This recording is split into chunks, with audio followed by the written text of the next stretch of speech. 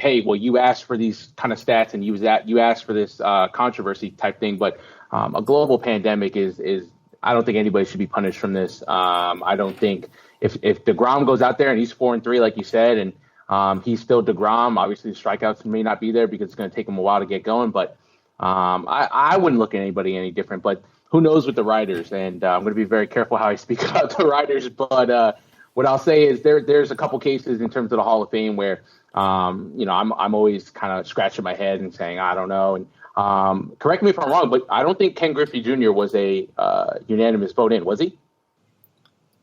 I think he was. No, I think he got 99, right? One vote short. Yeah. Yeah. So show me that guy who looks at Ken Griffey Jr.'s body of work and says you're not a Hall of Famer.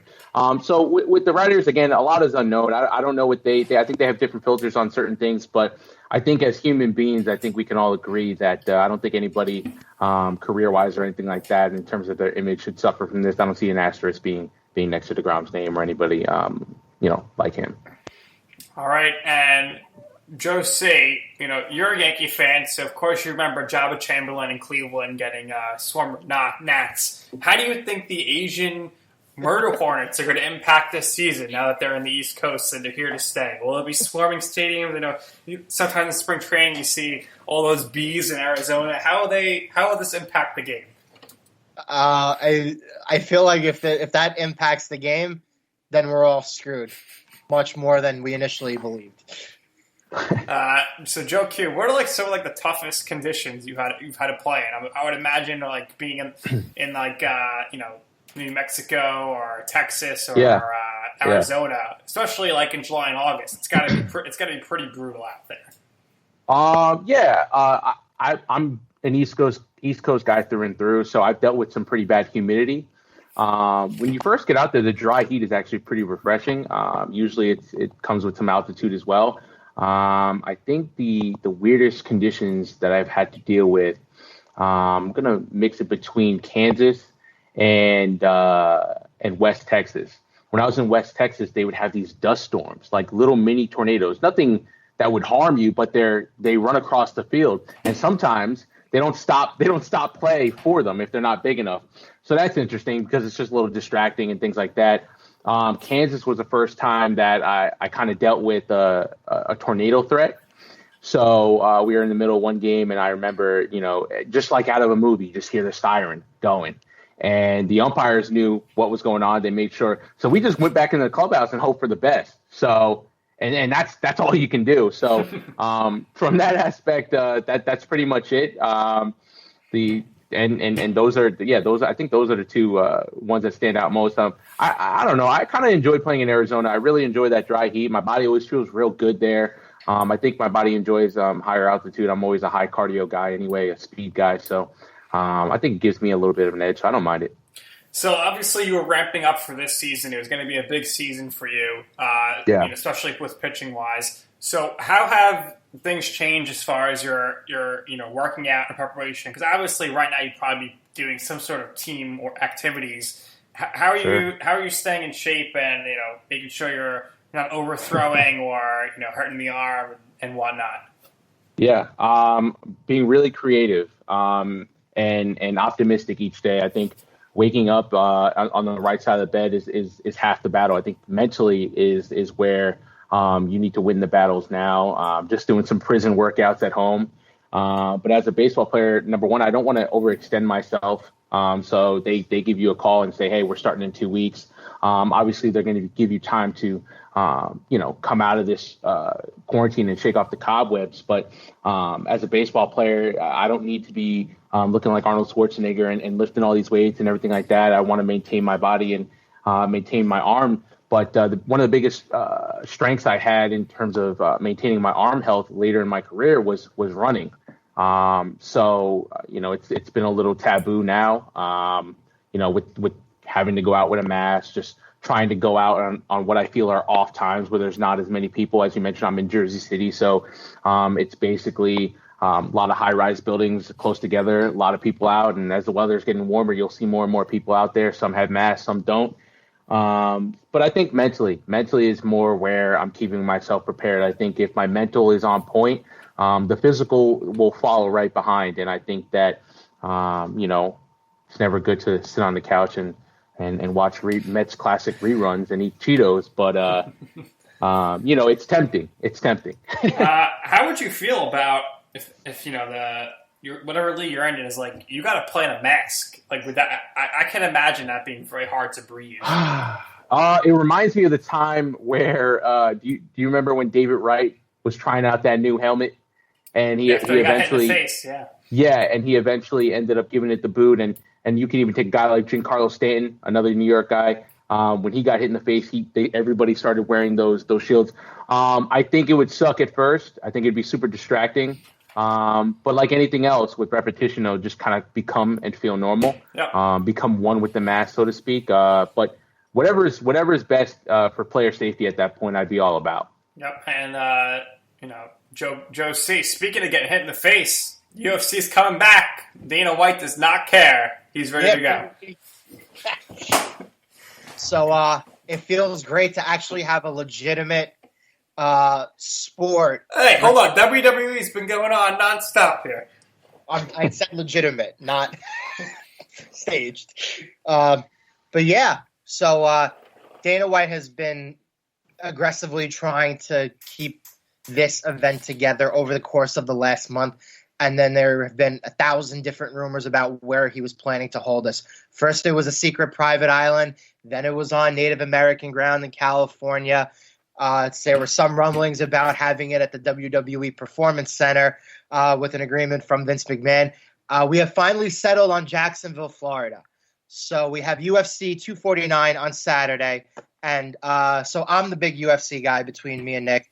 So, Joe, I'm going to ask you a couple questions here. Shoot, I'm a huge UFC guy. Huge. No, just so you know, the Notorious Q. That's how Conor McGregor got his nickname. And also, Joe is very close friends with the Diaz brothers. Am I now? Rumor has it you know them, or at least you know somebody who shares the same publicist as them. I do. Yeah, I do. I'm a fan of both. What Nick's trying to allude to is my Instagram handle is the Notorious JRQ, and it's kind of a spin-off on Conor McGregor's. I made it almost the same time he was just coming up. Before his first fight with Marcus Brimage, I was really high on him. I knew who he was, and I thought it had a nice ring to it anyway. So I was going to do it, and it just so happened that he blew up, and so now I'm just the Notorious number 2. Yeah, so let's go through this. The entire card is actually very good. While there was supposed to be one standout fight, unfortunately, because of the Corona issues and travel arrangements, we will not see Khabib versus Tony. Now, I attended the UFC event in Brooklyn, I think it was 2 years ago, where we were originally supposed to have this fight. Unfortunately, Tony was injured at that time, and they ended up replacing him on short notice. Once again, this fight was scheduled to happen here, and it doesn't happen. For some reason, the MMA gods just don't want this fight to happen. It's very, very sad. But there will be a main event. It will still include Tony Ferguson. Obviously, Khabib Nurmagomedov will not be fighting him, but his replacement for the alleged interim UFC lightweight championship, because Khabib will retain the linear championship, Tony Ferguson will fight Justin Gaethje. Now, I am a huge Justin Gaethje fan. Anybody who knows him knows he's one of the most exciting fighters in UFC. He's a type of fighter who will throw the kitchen sink at you very fast, very early. He's got great striking ability. How do you see this fight playing out? And do you think it's a tougher matchup for Tony than Khabib would have been? Sure. Well, for all the hardcore MMA fans, I hope that Tony wins, just so we can get one more shot at that to Tony Khabib. But if I look at the matchup stylistically, you nailed it right on the head. Gaethje's a guy who's going to give you 2 to 3 rounds of pure hell. He's got power in both hands. He's got devastating kicks, and I think he was an All-American wrestler. I'm not sure, but I know he has a wrestling background, and he was damn good. And Tony Ferguson is just different. I mean, the guy hasn't lost since like Clinton was in office or something like that. Very unorthodox, nasty, hard to put away. I am a betting man, and if I were to place a bet on this fight, I'm going to go with Ferguson, and I'm going to say that he submits him. He's able to weather the storm from Gaethje. I think maybe the moment might be too big for Gaethje. I am a fan of his style of fight. It's always fun to watch, but I've seen him get put away by technical guys like Poirier. I think if Michael Johnson in Gaethje's debut had fought a little smarter once he had Gaethje hurt, he could have put him away too. So I think better strikers do have an edge on him, but it can go either way. But I would take Ferguson in that one. So to piggyback off what you were saying, I know Gaethje has a wrestling background too. I didn't want to interrupt you. He was a two-time champion in high school in Arizona, and he was an All-American during his time at the University of Northern Colorado. He's no Brock Lesnar, though. No, he's no Brock Lesnar. By the way, Q, Brock Lesnar, this guy did a lot for UFC. Big box office draw. People forget just how good he actually was. No, he was huge, and he beat one of the all-time heavyweight greats in Frank Mir, man. That's tough, man. That's tough. Yeah, and I would say, I said this to Joe on the show a few weeks ago. When they need a big draw, they call Lesnar. UFC 100, UFC 200. Mm-hmm. So I was saying, I think Lesnar's going to do one more fight. I was thinking UFC 300, but I don't know now because with everything being postponed. But do you think Lesnar, and I'll let Joe C get back to the current stuff, but do you think Lesnar's going to fight again in UFC? I know that it was talked about that he was going to go and fight Daniel Cormier for the heavyweight strap after DC had beat Miocic the first time.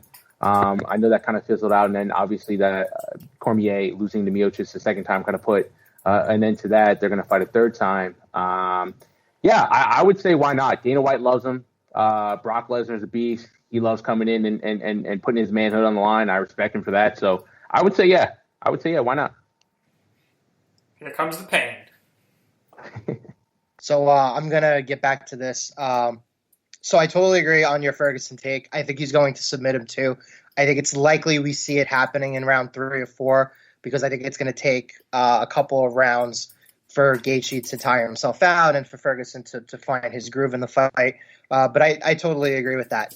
Now we're going to move to the co-main event, which is very, very interesting because you have one Henry Cejudo, who is the current bantamweight champion. Now, Nick will appreciate this. Henry Cejudo very loosely had a flirtatious romance through Instagram with one Nikki Bella as soon as Nikki Bella stopped dating John Cena. Look what you can't touch. Were you aware of this? Nick, were you aware of this? Yeah, I know all about it. I mean, it's hard to not. I mean, this is a lifestyle show anyway, so it's hard to not notice those things. But that's as big as news as Colby Covington saying, "Oh, I'm planning to go to WWE," and nobody knows who he is. So why should I care? Well, Nick. Also, fun fact: when I was playing in Arizona, I was invited by a close friend of mine to a dinner with some baseball guys. I think one of the higher ups in the Arizona Diamondbacks farm system. And who's at dinner? The Bella Twins. So I had dinner with the Bella Twins, and that's just a little fun fact for you. Which Bella Twin was more intelligent? To be honest, I think they were both on even par. They're very nice women, and I got a pick at the end. It's all good. Was Daniel Bryan there?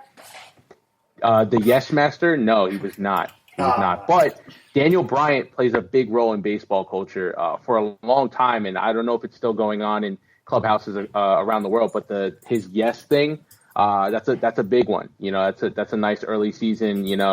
Guy hits a double, and everybody's doing the Yes. So WWE seems to have an imprint everywhere, worldwide. There you go, Joe. Say that's why they're the worldwide leader. It's not ESPN, but it's the World Wrestling Entertainment.